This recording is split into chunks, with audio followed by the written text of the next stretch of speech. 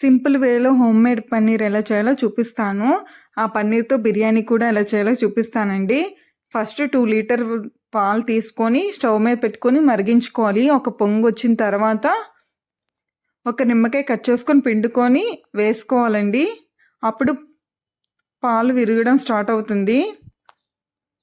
అప్పుడు పాలు విరిగిన తర్వాత ఒక చిల్లులు గిన్నె తీసుకొని దాని మీద ఒక గుడ్డ పెట్టుకొని ఆ విరిగిన పాలు వడకట్టుకోవాలి. వడకట్టుకున్న తర్వాత కొంచెం చల్లనీళ్ళతోటి బాగా కడుక్కోవాలండి. అప్పుడు నిమ్మకాయ పులుపంతా పోతుంది. ఇప్పుడు ఒక గట్టి బరువైన వస్తువు ఆ పన్నీర్ మీద పెడితే ఒక్క హాఫ్ అన్ అవర్ ఉంచుకుంటే సరిపోతుంది. పన్నీర్ రెడీ అయిపోతుంది. చూడండి ఎంత బాగా రెడీ అవుతుందో.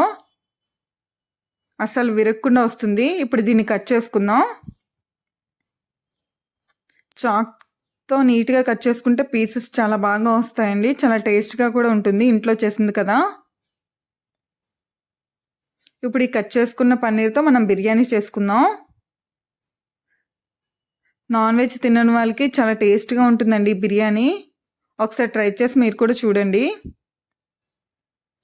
చూడండి పన్నీర్ పీసెస్ ఎంత బాగా వచ్చాయో. ఇప్పుడు దీంతో బిర్యానీ ఎలా చేయాలో చూపిస్తాను. ఇప్పుడు ఒక గిన్నెలోకి బాస్మతి రైస్ 1/2 కేజీ తీసుకున్నాను. బాగా వాష్ చేసుకొని నీళ్ళు వేసుకొని నానబెట్టుకున్నాను ఒక హాఫ్ అన్ అవరు.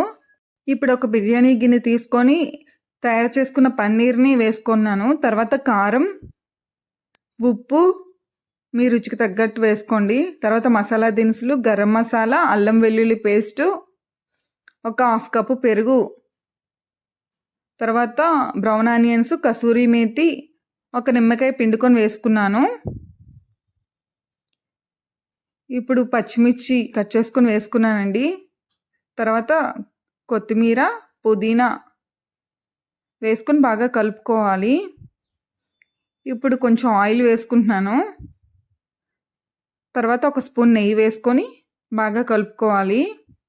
కలుపుకొని ఇది కూడా ఒక హాఫ్ అన్ అవర్ నానబెట్టుకోవాలండి. తర్వాత ఇప్పుడు రైస్ బాయిల్ చేసుకోవాలి. ఒక గిన్నెలో వాటర్ తీసుకొని ఉప్పు, మసాలా దినుసులు, కొత్తిమీర వేసుకొని నానబెట్టుకుని బియ్యం కూడా వేసుకొని ఒక 70% ఉడకాలండి రైస్. 70% ఉడికిన తర్వాత ఒక చిల్లు గిన్నెలో వడకట్టుకోవాలి. ఇప్పుడు నానబెట్టుకున్న పన్నీర్లో వేసుకొని రైసు అందులోనే బ్రౌన్ ఆనియన్స్, కొత్తిమీర, పుదీనా వేసుకుంటున్నాను. తర్వాత కొంచెం నెయ్యి, గరం మసాలా వేసుకుంటున్నానండి. తర్వాత ఉడికించిన వాటర్లోనే కొంచెం పసుపు మిక్స్ చేసుకొని వేస్తున్నాను. కలర్ బదులు పసుపు వేస్తున్నాను.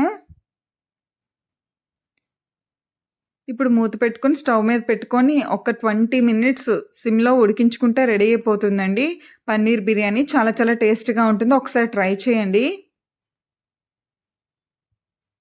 పన్నీర్ కూడా పర్ఫెక్ట్గా ఉడికి చాలా టేస్ట్గా ఉంటుంది. నా వీడియో నచ్చితే please like, share and subscribe to my channel.